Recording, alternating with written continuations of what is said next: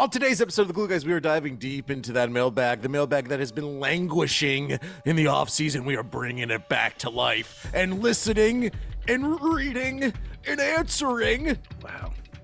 Your emails. Let's get into it, Mike. Let's just get right into it.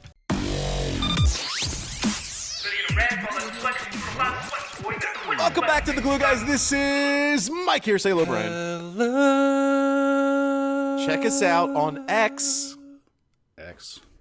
At BK Glue Guys. Still sounds like an adult website to me. Does anyone else feel that way? It's very... I think that's the purpose. That's the whole deal. Netsdaily.com. Still unclear if we're part of the Athletic. But there was a big story in the Washington Post about the battle between Shams and Woj. And I just want to say Shams is a freaking sweetheart. Oh, you're Team Shams. So, you're coming out full Team Shams? Even though, remember when Woj retweeted us during the... Was it during the Kyrie thing? Yeah, remember it was the vaccine battles of the days of yore? Really, truly, we can be just retweeting us and we'll flip-flop right to the other side. That's truly all it takes.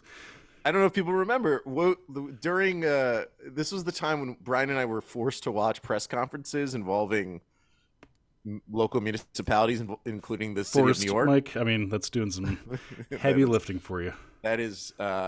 my Pornhub tag Yeah. is local municipality press conferences. Oh, you're uploading there. Plus furry, baby. Is that one of them? I don't know. Sure. Anyways, the Woj retweeted us because there was some like ruling about whether vaccines could be used on like Kyrie. So I like Woj very much because he retweeted us. But Shams is our guy. He's been on the show. He's a freaking sweetheart. Twice. I will not have any slander of Shams on the internets. He's a great guy. Who's slandering? People are slandering. There's like this whole Washington Post article about the Cold War between Shams and Woj. Well, sure, they're competitors. What's wrong with that? It's They're like Katy Perry and Taylor Swift, and I won't bring up who's Taylor Swift and who's Katy Perry. Okay. Brian, you know what we've got? We got a mailbag. We have today, Mike. You said We've it. got Sure, boys. Oh, we're just going right into it. Oh, you want to dive right in? I don't know. I thought that was that that's was usually just the cue. Like an audible That's just to get people get everyone's appetite, whet their wet appetite. it. Yeah, to WHET it. whet it. Brian, we have email, but before we get to email, I need to mention one thing. You have a bit. I feel like you've got a bit prepared, and I'm excited I for have a it. bit. Yeah. I saw on Brooklyn Nets on X, the Brooklyn Nets account on X, that Jacques Vaughn has got the team running suicides. Yeah. After practice. Right. And I think it was Jerry Tsai who quote tweeted after that, like he couldn't get KD and Kyrie to run, but now he's got his squad. He can mold his squad. Wow. Wait. Okay. I gotta just say, you and I we've been on the forefront of the Jacques Vaughn supporters. We were pro Jacques, at least maybe I was, during the Ime Udoka era. Right, like when it seemed like the Nets were going to get him, and I was like, maybe they should just stick with Jacques. Yeah, well, I think partly, and if I can interrupt, sorry, partly what I think we like about the Jacques Vaughn hire is that we predicted it, and that's anytime you predict something, it becomes your thing. It's your little thing, and that's what we did with Jacques Vaughn. Is that why Nate Silver likes Hillary Clinton? So I don't know. Yeah, and I was reaching for something that was a real bad reach. Big reach. Sorry about that. But if this team sucks, I'm gonna go in on the suicides because the suicides. Oh, you're gonna think having an NBA team do suicides is childish and silly. Like they're in a dusty Catholic school gymnasium that has one single halogen light. Yeah, illuminating the entirety of the gym. There's sawdust on the floor from the previous hoedown. Oh, I could smell it. I could smell the hoedown. Can't you smell it? I can smell the hoedown now. There were not hoedowns in Catholic schools. I don't know if we're... I'm a Jew, so I assume... there's a lot of things I assume about Catholic That's all schools. goy. That's all goy stuff over there. It's the hoedowns in Catholic schools. And bland potato salad. And I just kind of mush it all together. And Jell-O pudding snacks. Which, who doesn't love some Jell-O? But, by the way, do you know what gum is made out of? Like bubble gum?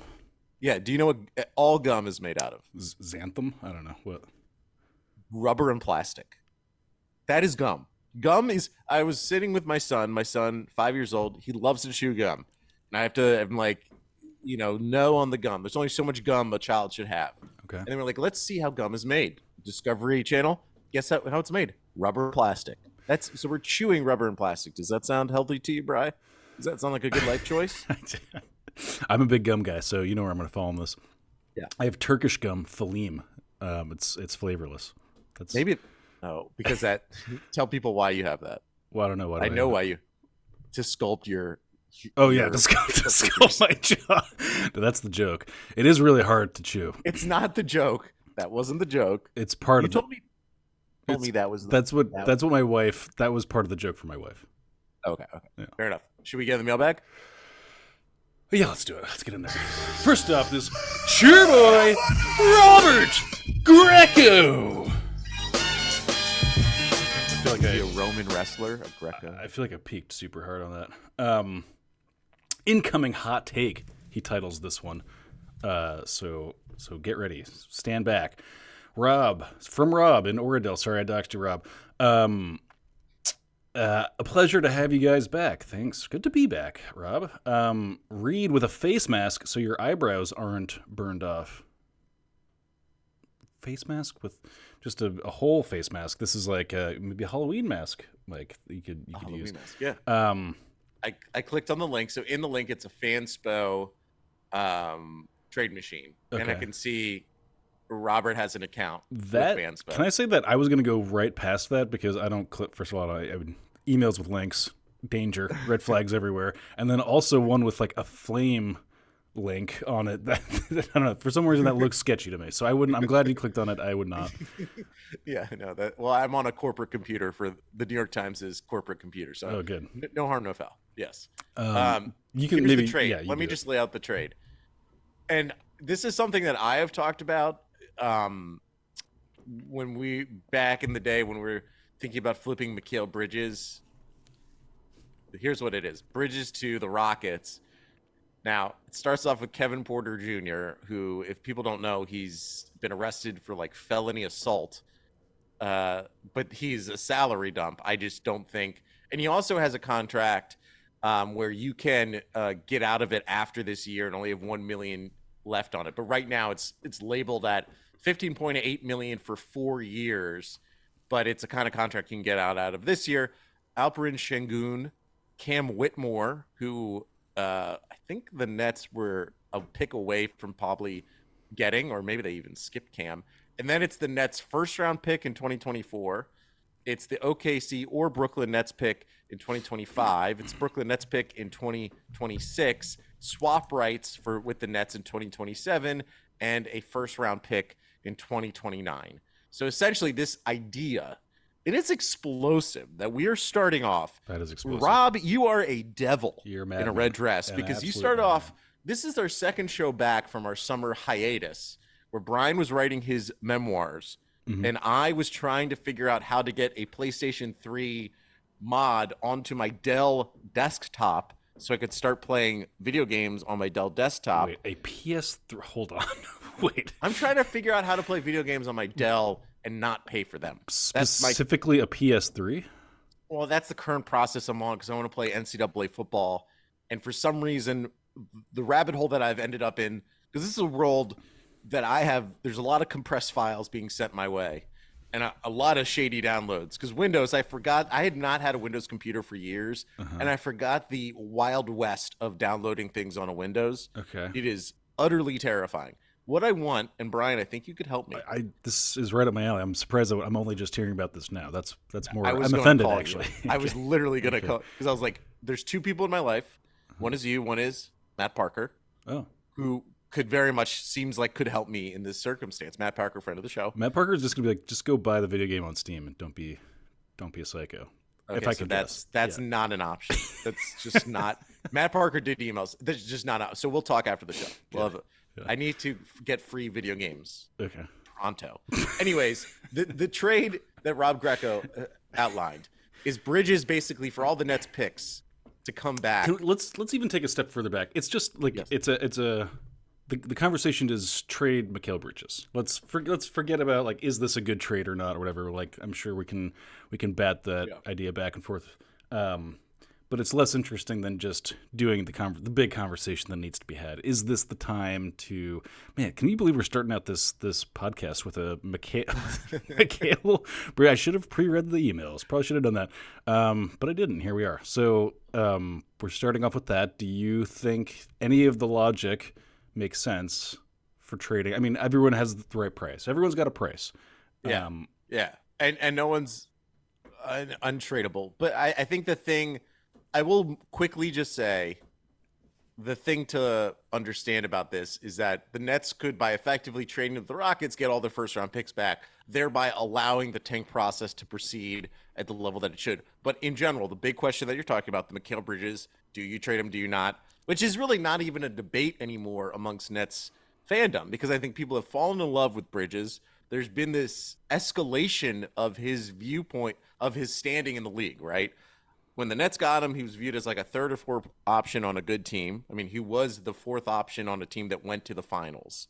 He comes here, comes a 25-point per game score with efficiency, plays in the FIBA World Cup, World Championships, was the best or second best player on Team USA, and is entering an area where he may be a perennial all-star. There's a potential where he's like just one of those dudes. He's a phenomenal shooter. He's a phenomenal defender, and the vibes are immaculate. The question is, if you're in the Nets, is like a lot of teams would value vibes, shooting, and defense. Like that's a very tantalizing combo. There was the rumor that the Grizzlies offered 4 first-round picks for Mikhail Bridges at one point. Now, some of those picks have gone to the Celtics in the Marcus Smart trade. Regardless, Mikhail Bridges would bring back a haul. The reason why is because he has an amazing contract. It's around like $22 million for the next 3 years. He, again, good dude, winner, blah, blah, blah, blah, blah. The reason why the Nets could almost never consider trading him is because of the things. He is one of the most malleable players in the NBA. We've already seen it, right? Like, he's already become a number one option. Maybe he won't be quite that high level, but he can go from being the fourth option on a team to being the number one option. Now, number one is, for a team that's not that great, but he's number one. And because of his contract is so low, think about this. Jaylen Brown's going to be making like $60 million in like year 3 of his big extension he just signed. That is 3 times as much as Mikhail Bridges. Is Jaylen Brown 3 times the player of Mikhail Bridges, Brian? No, he's not even 1 times the player that Mikhail Bridges is. I don't think the gap between Mikhail Bridges and Jaylen Brown is that much to write home about. There's very little space in that gap. Let me talk about what's a bigger gap, that gap or Quiznos to Subway? It has been a while since I had Quiznos. I will say that Quiznos, it's probably been, 10 years since I've been to a Quiznos. Mm-hmm. But it was 5 years from the first time I went to one and then to the second time I went to the one. And the drop-off between the first and second one was enough to make sure that there wasn't... Something happened. Quiznos came out firing on all cylinders. The chemistry was always off with Quiznos. You never knew what you were going to get. But then, yeah, maybe it was just franchise to franchise. Maybe that was the issue. But yeah, so but Subway is bad, and it's always been bad. So that's the other thing. Subway's very bad. It's very bad. It's very bad. But it was the thing that sustained me for about 6 months of my life while I was in London in school. Like Subway Jared, because they had 2 for 1. You kind of look like Jared. Jesus, man.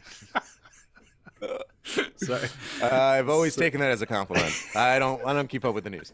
But I don't know, to put a pin in it. I mean, just like the Nets aren't going to trade Bridges. Well, here's the thing I think about. It's like, is it worth it to do full tank or to kind of hedge your bets? Vegas has us the over-under at 37.5 wins this season, which is actually pretty close to where I just randomly threw out my number 36. In our last episode, our last amazing episode. I think Mikhail Bridges is also kind of a perfect player to just kind of keep the lights on and kind of keep your foot in the door for that potentially appealing dissatisfied star player from another team. It keeps us in the conversation without necessarily having to, go full in either direction, which is maybe a bad thing. Maybe there's like conversation to be had about like you should either do the full tank or not, and not, you don't want to be in that that position of winning 37 games, probably missing the playoffs, and also not getting a great pick. Yes, there's that argument to be had.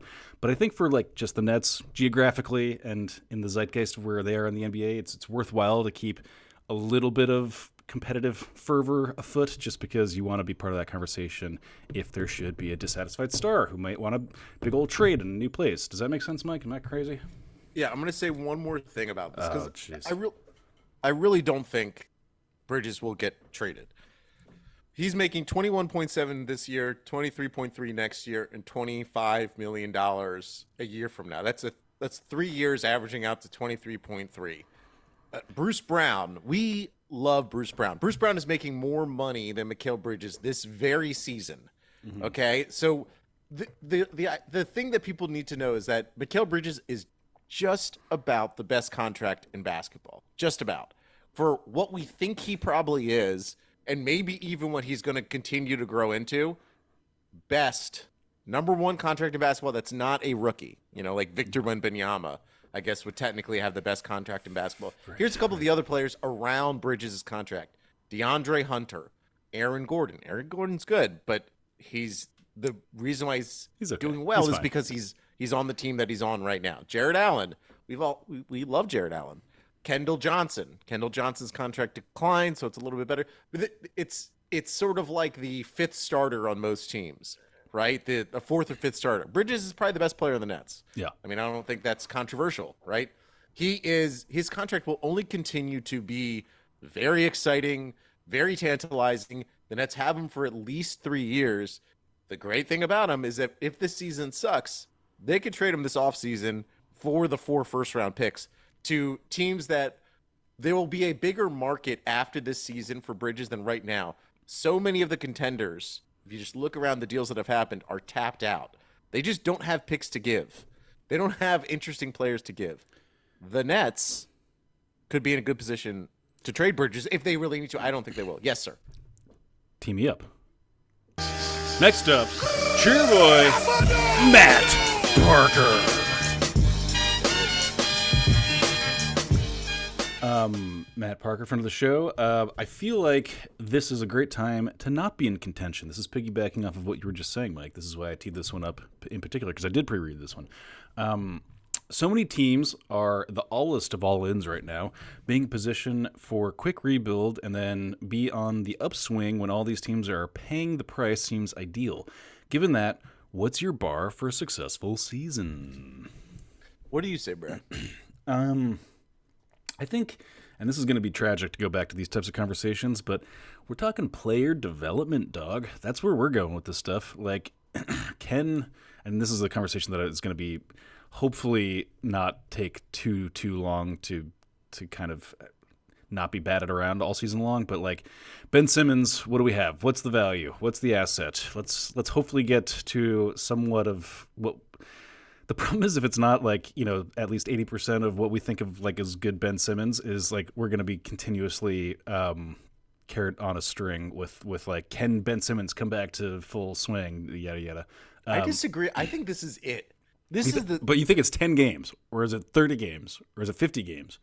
You mean of just seeing him play? Of just seeing him play. I think it's, if I had to put a number, I think it's like 20 games. Okay. So we give him, let's put it right now, 20 games. If at 20 games... Go ahead. Yeah. We will do a podcast at 20 games. Let's do I will mark it because he started last year. I'll pull up. Don't make me pull up Basketball Reference right now, Brian. He started last year pretty like we were like, oh, Ben Simmons. Remember how he wasn't shooting the ball, but he was getting rebounds and assists at a very high clip, and we're like, Simo the Savage, young socialite, Fresh Prince, Peacemaker, Benny, the Yank, Big Ben, the Wizard of Oz, Ben Simmons. He's the nickname on Basketball Reference. So this was his first 6 games, okay?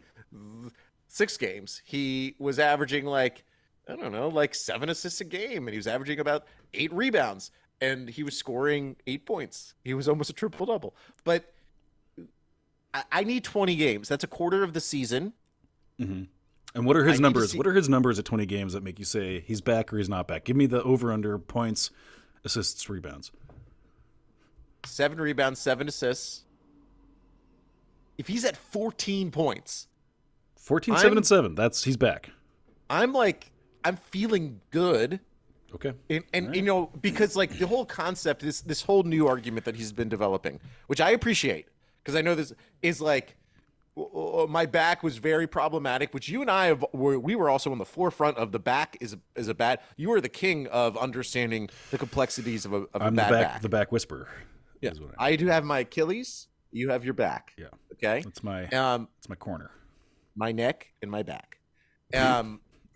So if he's better athletically, if health was actually the reason, we're going to know a lot after 20 games. And if it's 14, 7, and 7, I'm not expecting him to shoot threes, but he was like terrified to go after the basket. There was issues. Most of the times last year. There's issues. And so if he's healthy and 14, 7, and 7, he's never been he's a paint scorer at this point in terms of driving to the hoop.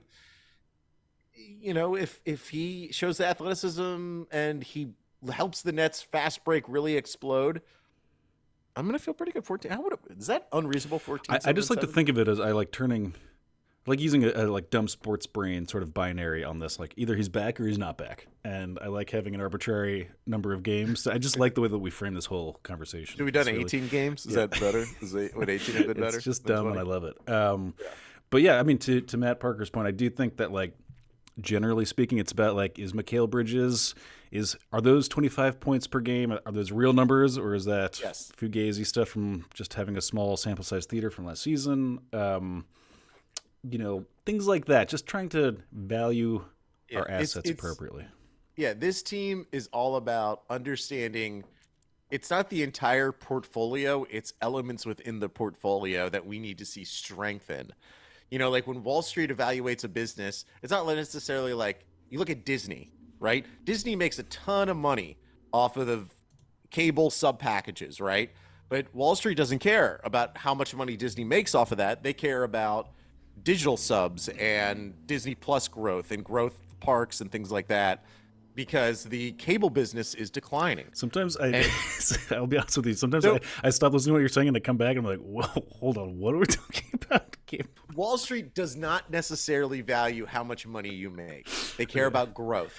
The Nets are that business. Okay. Money they make is wins.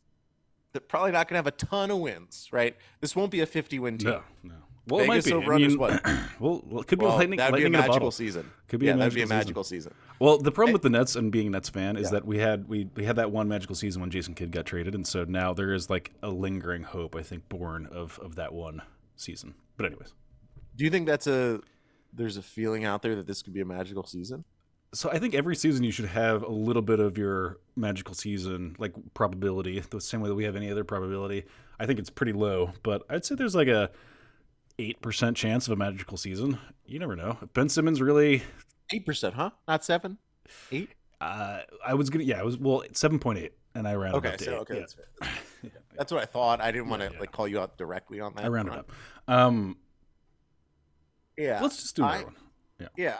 We'll do another one. But in general, I would agree with you where it's like, is Mikhail Bridges the 25-point per game scorer? Is Cam Johnson like second or third option? Like is he better than Joe Harris? Right? Like that's, is he that kind of guy? Is Ben Simmons back? Is Nick Claxton actually a center you want to pay $25 million a year to? Or do you realize actually there's a limit to how good your team can be if your center is that bad of a shoot? Like there's all of those elements, and all of that makes a delicious stew together. But we need to evaluate the ingredients before we dip our spoons in. You know what I'm saying? Yes, let's do it. Okay. Let's do another one. Next up, that's Sure Boy. We got Julian Singer.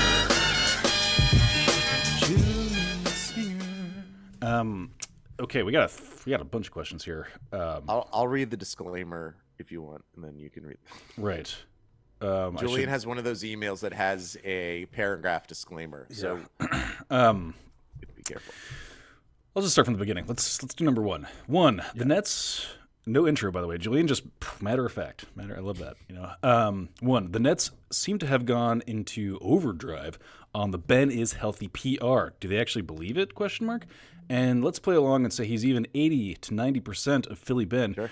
What is this team ceiling? This is the miraculous team cohort. I'd put them in that second, tied with Cleveland, Philly, Knicks, Miami, I guess tier that he doesn't say there. If Ben stinks again, then we win 36 and hand a lottery pick to Houston. I actually am interested in the, if Ben stinks, what is our win total thing? Because I actually don't know that it's 30. I think it's a little bit lower.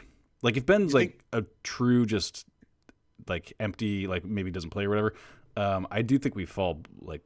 I think he contributes to wins as part of this 37.5 Vegas number. Yeah, I mean, we joked about it last year about how this current version of the Nets is the perfect Ben Simmons team. It's a bunch of shooters. Yeah, tall, lanky, switchable shooters. Besides Nick Claxton,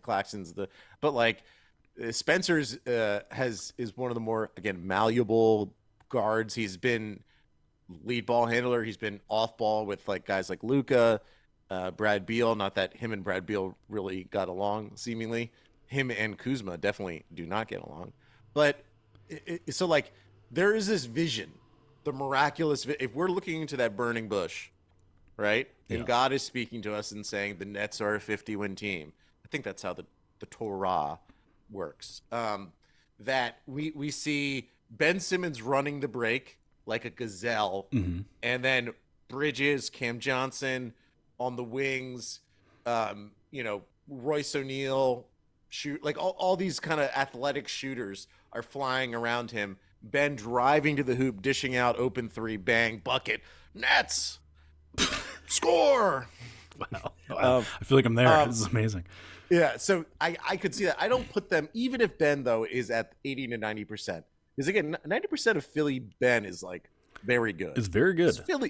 Philly Ben was, at the time, viewed higher than Embiid was. I think if we get Philly Ben was the guy. If we get 90% of Philly Ben, this is a let's get crazy. 44. Is that Cherry Hill Ben? That's a 44-win team, and I'm not joking, Mike. Is that a Cherry Hill Ben or is that a Wilmington Ben? What's 90% of Philly? Yeah. Where are we going with that? Cherry Hill. Is that Bucks County Ben? Bucks County Ben? I think 90% of Philly should be Matioc or whatever that town is. Poughkeepsie, Rochester, something. 90% of Philly is Rochester. Cleveland Ben? Yeah. Is Cleveland? Could be. So anyways, I still don't even with that, I think the Cleveland, Philly, Knicks, Miami tier, though I don't know about the Knicks. We'll see about them. But I think Cleveland, Philly, Miami, particularly if Philly can figure out anything with James Harden, that's a different tier.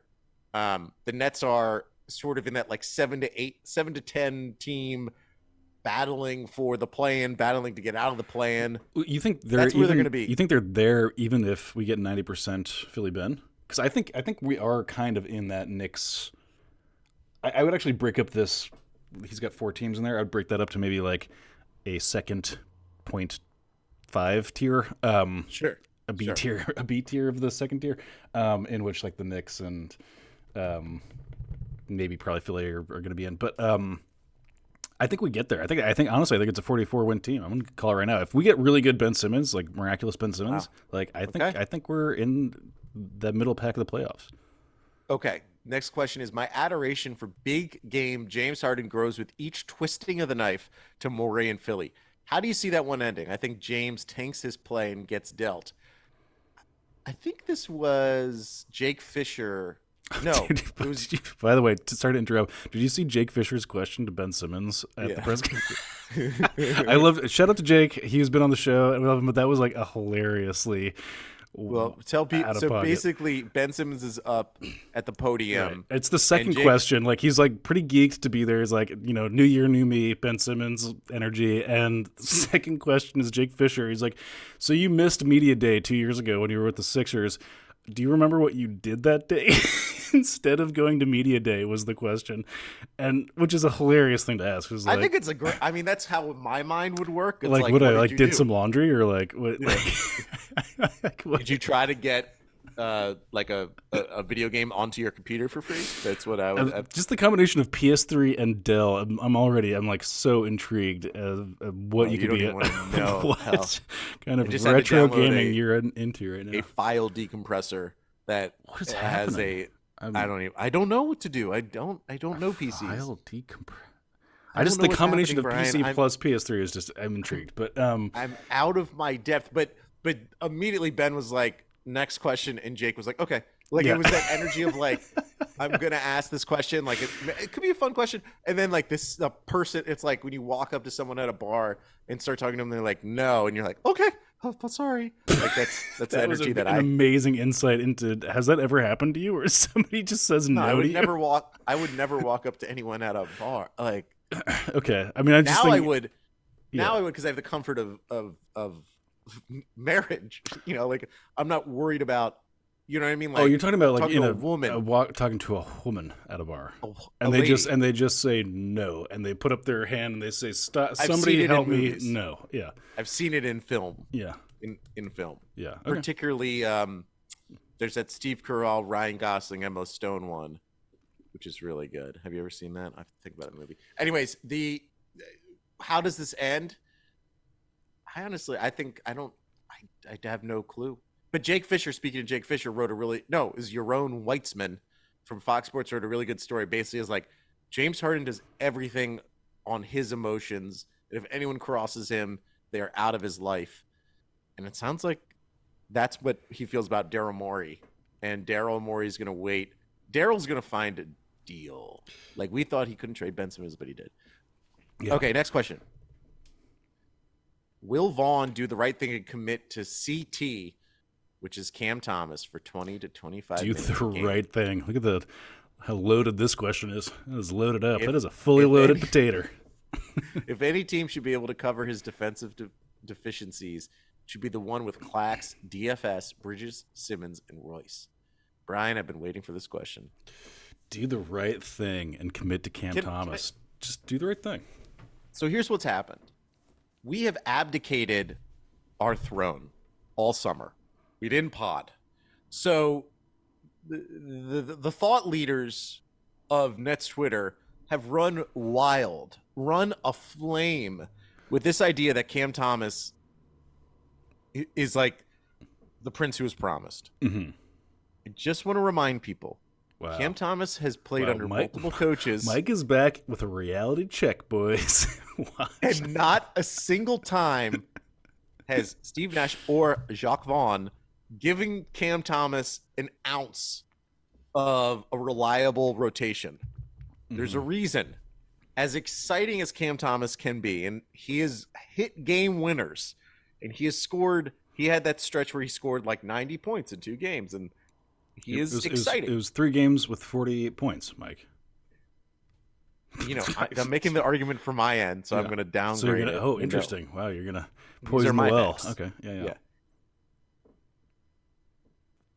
It's not incumbent upon Jacques Vaughn to change his thinking about Cam Thomas. It is incumbent of Cam Thomas to change the way that he plays the game. I'm not a genius about basketball. So, like, you know, if you put me out on the court, I'm going to make things happen. You're a physical genius, not a strategy guy. Yeah. An idiot servant is how I am on the court. An idiot servant. Sorry. Servant. Yeah, what did I say? We said servant. And I just. Cam Thomas, I would love to see him change the way he plays basketball. What he does is so siloed from anything else that happens to anyone else on the court. He is so consumed with what he wants to do, which is get buckets, and it has no relationship to team basketball. That if he, like I've been advocating since the moment this team drafted him, if he was willing to just kind of sometimes stand in the corner, hit open threes, mix his way in, slowly build his way up, I think there's a chance for him to be a real rotation piece, but he every time goes into the game looks to get buckets, and it probably kind of sucks playing with him. I'm just gonna say it. It's not fun to play with someone who just pulls up from 18 feet when he has 15 hands in front of him, and it doesn't even look at Mikhail Bridges, Spencer Dinwiddie, Mike, do you find yourself like, I don't know, getting angry at bunny rabbits for hopping? You know, do you find yourself? Yeah, what the fuck is hopping? Nothing else really hops. Fuck what, off. What do you? Why don't you run like a real animal? Do you get angry at fish for swimming? I mean, this is who he is. You are taking issue with something that is innate, that is immovable, that is a quality that if you get rid of it in Cam Thomas, is there even a Cam Thomas there to speak of anymore? Right? It's a ship of Theseus sort of situation. Nice. I think you either enjoy that kind of experience or you don't. And obviously, a huge portion of Nets Twitter, they're bought in. They love that experience. On this podcast, we generally, Cam Thomas is the Zack Snyder of basketball players. Whoa. You either like what he's doing. There are people that like Zack Snyder. I actually didn't even know that. I thought Zack Snyder was Snyder Cut. The whole premise of the Snyder Cut was that there's legions of Snyder heads out there that love everything that Zack Snyder does. I just thought he had like some kind of crazy contract where he got to do stupid stuff like that, and he also had that too. Right. I don't think anyone wants the Snyder. Do people? People wanted the Snyder. This was the internet. The internet wanted. If you wanted the Snyder Cut, please join the Discord. Discord.gg/glue guys. A lot of our people in the Discord did and write us. I did watch the Snyder Cut. So either I'll just put to tie a bow on that. I think it's either you. I think Mike, you like Jacques Vaughn, don't like what Cam Thomas does on the basketball court, and that's fair. Me, Jacques Vaughn, and Steve Nash. Yeah. Now, do I really want to be in Steve Nash's company? Oh, better question. I just want to remind people how bad of a coach he was. I just want to keep reminding people. I think they know. Finally, well, we can do Julian Singers later, but he had a bunch of. We got to start firing these out. Okay, Jesus. Fire babe. Next up, cheer boy. That's Jonathan Andrews.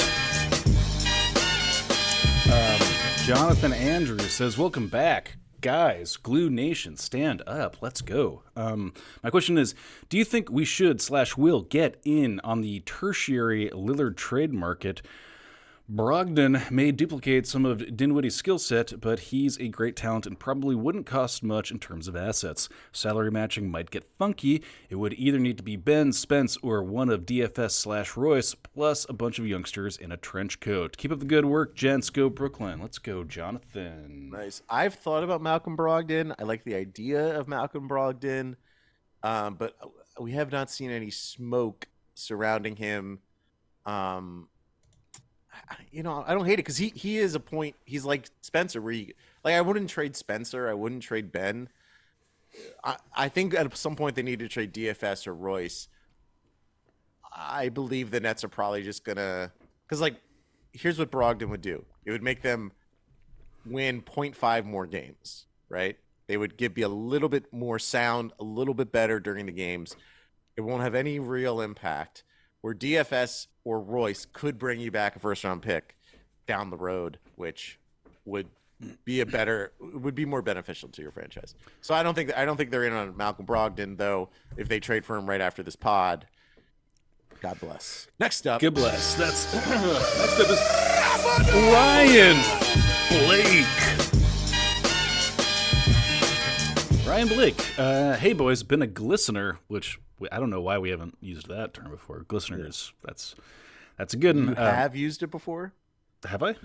Yes, you have. A glistener? I don't even know that. Since 2016, most of Nets Twitter seems to hate Dinwiddie. They love I'm adding this. They love Cam Thomas, hate Dinwiddie. Does that check up with you, Mike? Is that your understanding? Yeah, they hate. A lot of people hate Dinwiddie. Okay, I just wanted to check the premise. They freaking love Cam Thomas. Don't know why. Yeah. Most of Nets Twitter seems to hate Dinwiddie. I get he's not an elite player, but I thought he was just asked to do too much last year with the lack of other ball handlers on the roster. I like Dinwiddie and want him here long term, but I'm just confused on why everyone seems to hate him. Ryan Blake, thank you. Why does everyone hate Dinwiddie, Mike? And it's been a real problem throughout his whole career. It's one particular play. It's the pull up, step back three that we asked about. I remember he was on the show and I asked him like, why do you do that? Mm-hmm. And he was like, well, it's a good shot. I was like, but I wanted to know, like, why do you do? I think it's just that, but I don't think people hate him. You know what I think? I think people want more. They want more out of that spot. I'm not saying Spencer. And I love Spencer. Per Spencer. I'm not saying this is wrong or right, and I think if I could, and we've talked to Spencer Dinwiddie at length now, right? We go way back, and so we know him super well. Yeah, and the way that I think about him is he probably. This is wild conjecture, but this is what I think. I think he does because he's a very like systems thinker. He's big on optimizing parts of the game. He was, big on driving or taking threes from like he took a lot of the D'Antoni principles and added them to his game early on before a lot of other guys did. So I think he's a pretty systems thinking, oriented kind of guy. I think the reason that he takes that shot is the same reason that like a boxer does like an improbable like jabby hook thing that's just like kind of telegraphing a threat that may or may not really be there, but like you have to respect it on some level because it might go in at a slightly lesser tick. But is that a boxing thing? Yeah, you sort of like it's like a Tyson Fury thing. They throw punches that like are building a narrative of what they can do or what they might do in the future. I love it. I don't think we've ever really had a real boxing narrative, the sweet science on the show. So God bless you for that. Thank you. Thank you. I feel blessed. All of a sudden. But yeah. Sorry. God. But next up, cheer boy, Ryan Newman. AKA Discord? AKA DBronx1414 in the Discord. Shout out to the Discord. Hello, he says. Last year it seemed like Spencer, wow, we're going to do this. Spencer stepped into the veteran/leader role after the trade deadline, both because he was the primary ball handler and he had previous experience with the franchise and fan base. Now that a lot of the newer players have been here for a while and are more established with the team, I'm wondering if you see a potential change in the leadership of the team, potentially Mikhail and CJ becoming more vocal leaders. Maybe a guy like Clax grows into the role as well as one of the longest tenured Nets, or does Spencer maintain that role even after an offseason? Mike, I have a question for you. Did you watch Cam Johnson on the Old Man and the Three podcast with JJ Redick?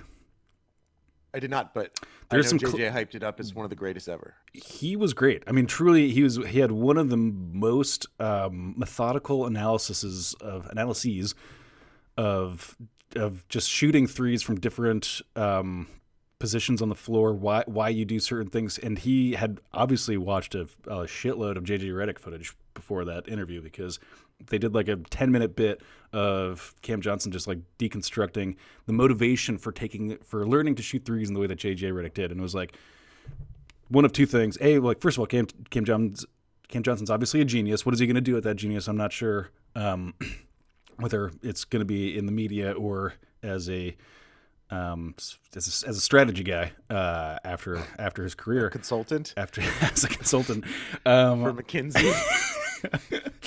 But it belied a lot of he's a very thoughtful just thinker about very small little bits and bobs on the basketball court, which was interesting. So anyways, I recommend it to people if they haven't seen it. But yeah. I mean, I was ready for the Cam Johnson breakout this summer during FIBA. I was sitting there. I was lapping up my whole milk in my bowl like a cat, waiting. I don't know why I went that direction, but I was excited for it, and it didn't quite happen. Now I still don't think here's who Cam Johnson is. Okay, here's who he was as a net when he joined the team: 17 points per game, 1.5 steals, 2 assists, 5 rebounds, 85% from the free throw line, 57% from twos, 37% from threes, which is low for what he was with Phoenix. With Phoenix, he was much higher, but he played like more limited time. He only played 17 games in Phoenix. He played more with the Nets last season than he did in Phoenix. Who is Cam Johnson? So why I bring up Joe Harris is like, Joe Harris was just a shooter, and we had a real up and down experience with him. Cam Johnson is bigger, has been just a better all around player than Joe Harris. But frankly, like, Joe was obviously like one of the top 5 shooters in the NBA for a couple of years there. What I would love for Cam Johnson is to see like a mini leap that Mikhail Bridges showed the big leap. I want the mini leap from Cam Johnson. Can he be the third best player on a pretty good team? That's all I need to see from him. What that entails is being very consistent from three and adding a little bit more to his game. So Mike, I want to see. He's got height. He's intelligent. He can play defense. Just give me a little more juice. So Mike, the question was about his leadership. So I'm interested in your approach of kind of just doing a cursory look at his stat line, and I'm wondering if you're the kind of knuckle dragging barbarian who just thinks if I don't have a fat enough stat line, I can't be a leader of the team. Is that what you're saying? That is a proven fact in the NBA. I've heard multiple NBA veterans talk about you can't be a leader unless if you produce. And as sweet of an idea of it would be that like Nick Claxton maybe will produce. Who's the leader of this team?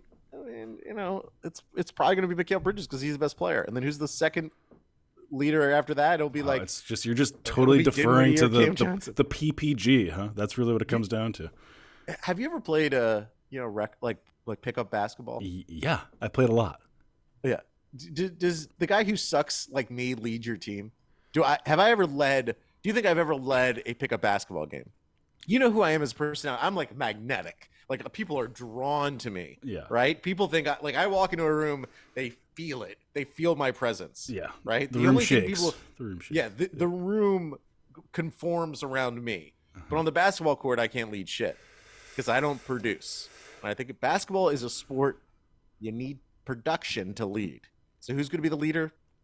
Bridges, Dinwiddie, Cam Johnson, not Cam Thomas. Because he won't play a lot. Okay. All right. Interesting. I'm learning a lot here. Next up, cheer boy, Alain LaForest. There's a lot going on with this name. Love it. Alan. Are we going Alan? Alain? Are we going Alan on that, or we'll go Alain? Is Luigi, so full doxed. So Elaine says, the Nets are a team. Yay. Okay. That's made the playoffs pretty consistently over the past decade. However, with only 2 first-round series victories, Nets fans are used to seeing this team's regular season efforts turn to mush in the playoffs against better opponents. Do you think there are schematic changes that can fundamentally transform this team's fate? Or does its personnel limit its ceiling on both ends of the season? Great question. Say, schematics. I mean, let me put on my thinking cap. Do I think there are schematic changes? Well, sure. I mean, I think in a vacuum, we can always say actually, this is kind of an interesting question. Do you think for any team that there's some kind of like a perfect way to play basketball, and that they could be you could take some waiver wire fodder and just be beautiful mind, a mishmash of players into something that's really, really good? Is that a possibility? Not. That's never happened in the NBA. There's no Moneyball, true Moneyball version of that. Because even the teams that we think of as being improbable successes, there's the 7 seconds or less Suns, but ultimately Steve Nash was awesome. Sean Marion, Amari Stoudemire, whoever you want to put in the mix as being a part of those teams, were pretty great players. The Detroit Pistons with Chauncey Billups, Rasheed Wallace, Tayshaun Prince, Rip Hamilton, all very good players. There's schematics heighten and improve, and obviously if you have bad schematics like we saw with Steve Nash, you can dull the impact of what should be a bright star. But basketball is about players. It's about you got to play the right way, but there's it's the dogs. It's the Jims and Joes, not the X's and O's, my friend. I did not know that you felt this way. I did not know you were a boomer, to be honest. A friggin' boomer brain. Okay, what would be an example of schematics elevating a team past their, I mean, I'm trying to. I'll cut through that. I mean, if we're using schematics to mean just things you can implement. Yeah. Okay. Yeah. Good. Yeah, I don't know. I don't know if there was some more specific we're running a Princeton offense or whatever. That is what I think about. Which actually, by the way, I grew up a Wizards fan. Eddie Jordan ran a Princeton offense in the NBA. Guess what? Didn't really work. Didn't work. Wasn't that great? Yeah, I mean, if I had the answer to that, are you manufacturing tension with me right now? Are you does it feel that way? I'm not. I think I know. I think I mostly agree with you, but that there are ways to round out 5 regular season wins for every team with just pure schematification optimization. The Heat are the best example of obviously Heat culture, right? System, but even them, they suck in the regular season, and then there is a playoff schematics to go back to this question. Well, this actually sorry to interrupt you, but John Hollinger had a whole thing with that he actually expects to do over the 37.5 wins, just because Nets are pretty incentivized to just win games, and yes, I agree with that. So for a lot of reasons, they just expect to have a better regular season and probably not an off season, but or postseason. Yeah, schematics are a thing. What are they? I don't know. Pay me $4 million and I'll talk. I'll be an assistant coach and we'll get these schematics flowing, flowing big time. No, I don't know. I mean, I'd have to see it because it really comes. It's also born of the personnel stuff. I think your schematics change wildly with players like Ben Simmons because it's just such a weird and unique player to build around.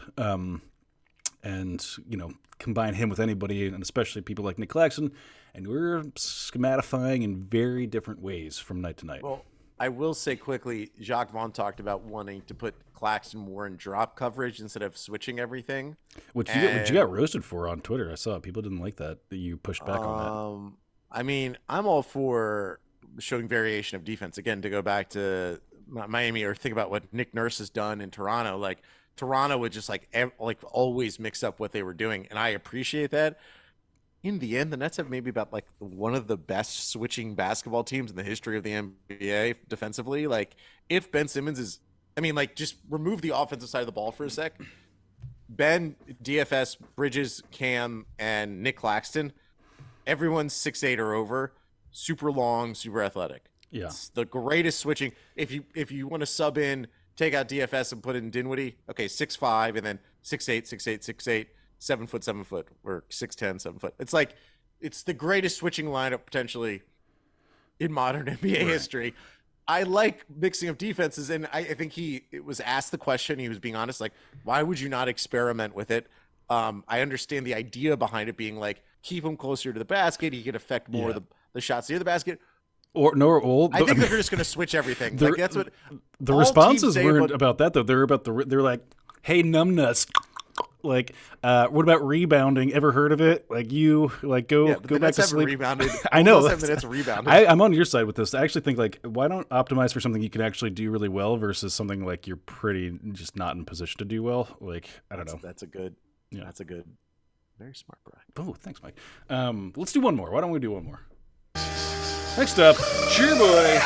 That's Kyle Williams.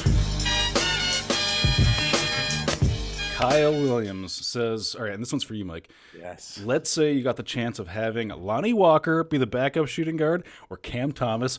Who are you choosing, and how would you still integrate the other one? Another Cam Thomas. I love how much Cam Thomas gets brought up in these questions. You're going Lonnie Walker, aren't you? You sick man. I don't know. I don't know what's happening with Cam Thomas. Okay. People are putting too much hope into Cam Thomas. Hordes of people. Mike, 40 games, 3 games in a row, 40-point games. Hey, there's a reason he's still on the team. There's a reason he's in the NBA. He is a justified NBA player. He has so much ability, but the way he plays basketball is it's so divorced from team concept. We talk about schematics. A schematic that works is team basketball and sharing the ball. And I think that's going to be valued on this team because this team is the good vibes team, and sharing the ball, moving the ball, getting, what's ultimately good, potentially good on the offensive side of the floor for this team is that they have guys who can shoot from the perimeter. They may not have a Joe Harris type, or a KD or Kyrie, but they do have Cam Johnson, Bridges, DFS can hit threes sometimes. Royce O'Neal can hit threes sometimes. Spencer Dinwiddie can as well. They have enough guys to where if you're moving the ball correctly and everyone's getting open looks, which goes back to the 7 seconds or less Suns, where if you're open, the Mike D'Antoni thing is like, if any player is open for a shot, you take it. Open shots, you take it. This team needs to be more like that than like hoping Cam Thomas is a 40-point per game scorer. That's what I think. But he could be, Mike. He could be. But here's the thing. I don't know if Lonnie Walker is any good. So it's like it is choosing tough between two bad presidential candidates. I can't fully, give me that third party. What are we running out there? Who's the person? I don't know. Actually, I don't support Lonnie Walker is the Joe Biden of this metaphor. Mike, where do people find us? How do they learn about the rest of our social media? Honestly, just go to Discord. Discord, Brian, where do people go to Discord? Discord.gg/glueguys. I'm probably gonna be streaming these preseason games, Mike. Yeah. I mean, and you'll be joining me from time to time, right? Yeah, sure. I could tell people to go on X and follow us on X. Who cares? But what are we winning out there? What's the battle we're winning by telling people? That's just where Mike goes to battle the riffraff on a weekly basis. That's my fight club. Yeah. That's my personal, like, going down in the basement and punching Brad Pitt in the face. Or Jared Leto. Jared Leto was the one. Yeah. All right. Well, hey, did you see House of Gucci? Have you seen that? I have seen that. Yeah. Jared Leto is just what a gift to mankind. He's in House of Gucci. He's the fat uncle, or like the cousin. Oh yeah, that's Jared Leto. Wow. Yeah. I really did not put that together. That's amazing. Isn't it amazing? Wow, what a chameleon. Great job, Jared. Many people have had that exact reaction when they found out that was Jared Leto. That's amazing. Wow. What a gift. Really gift. Yeah, find us. Hey, we're going to be potting. I tell you what, I'm working hard. I'm working hard to get some interesting net on the show. So if you guys want that, don't really do anything, because like tweeting at people just doesn't work. But just like think about it, positive energy, and we'll get someone. Let's manifest. We'll get Ben Simmons on the show soon. Okay, thanks for having me, Mike. Thank you. Bye.